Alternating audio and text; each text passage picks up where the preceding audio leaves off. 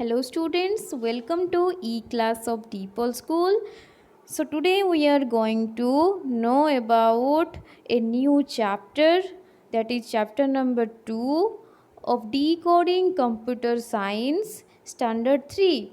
So we already complete our first chapter and question answer sheet, and today our chapter what we are going to discuss is parts of a computer. So in that chapter we are going to discuss what are the main parts of a computer and what is the system software, and understood the function of computer hardware.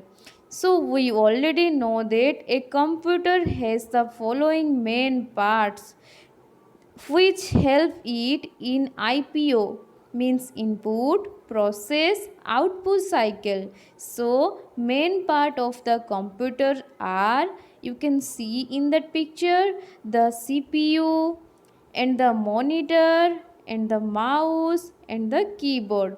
So if you talk about the system unit or the CPU box, this is the system unit of a CPU box. So you can see this picture. Okay, this one is the system unit of a CPU box. All tasks are done here only.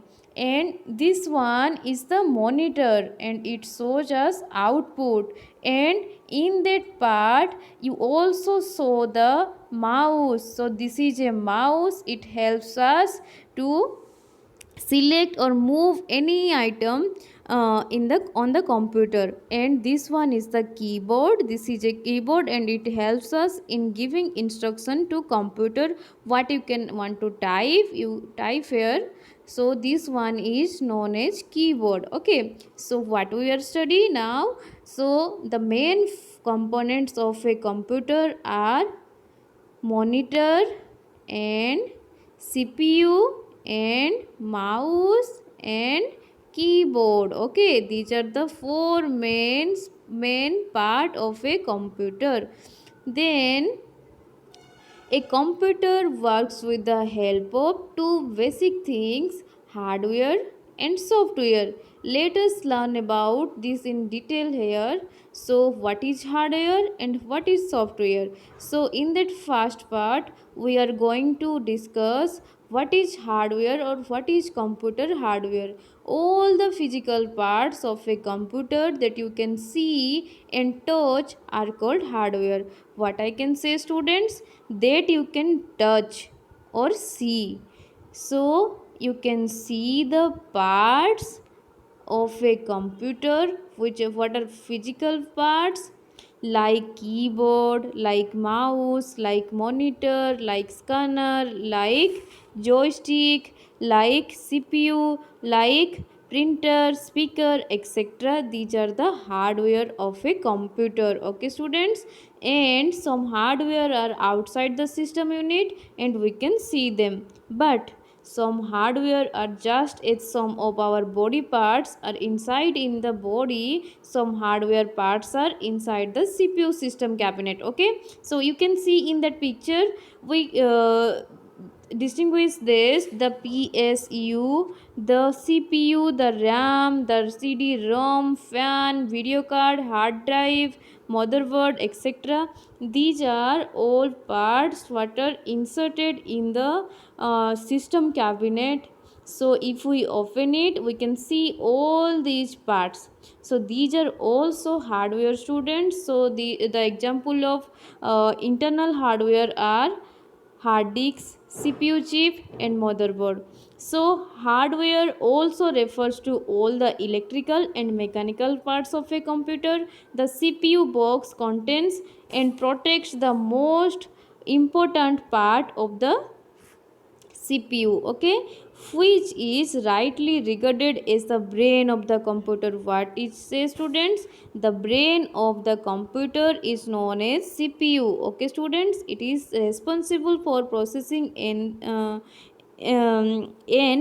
data and feed in the user. Okay, so what the CPU does, it is responsible for processing all the data feed in by the user. Okay, so its only works to be the brain of the computer and responsible for processing all the data feed in the computer by the user. The CPU has three main parts. What are these? This is the first one is ALU, the arithmetic logic unit, which is perform all mathematical calculations such as addition, subtraction, multiplication and division. Okay, it carries logical operations. And the control unit or CU, it controls the flow of information between ALU and memory and the other parts of the computer. Memory. The main memory of the computer is also called primary storage. What we can say, students? The main memory of the computer are called primary storage. Any data or any instruction that are to be processed by the CPU must be placed in the main memory of the computer. The main memory consists of RAM, that is random access memory, and ROM, that is read only memory. Okay, so some important points of the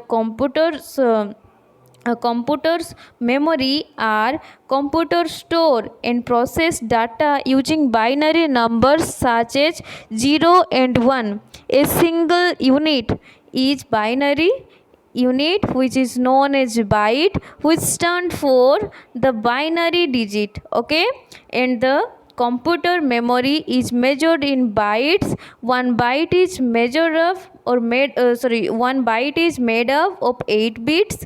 The size of the computer memory is normally measured by the kilobytes. What do you learn, students? Actually, if we talk about the size of the computer memory, we can say, so if we talk about size of a computer's memory, normally measured in kilobytes, megabytes and gigabytes and terabyte. What? First one is kilobyte, then the next one is megabyte, and the third one is gigabyte, and the last one is terabyte. So these are the memory unit, or we can say measuring unit of memory.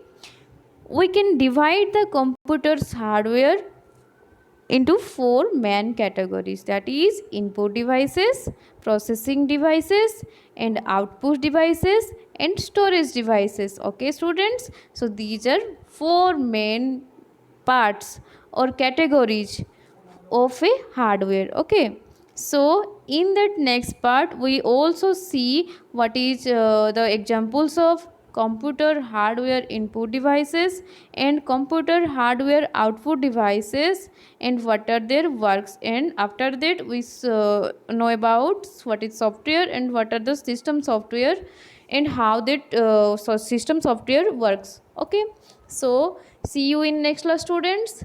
Thank you.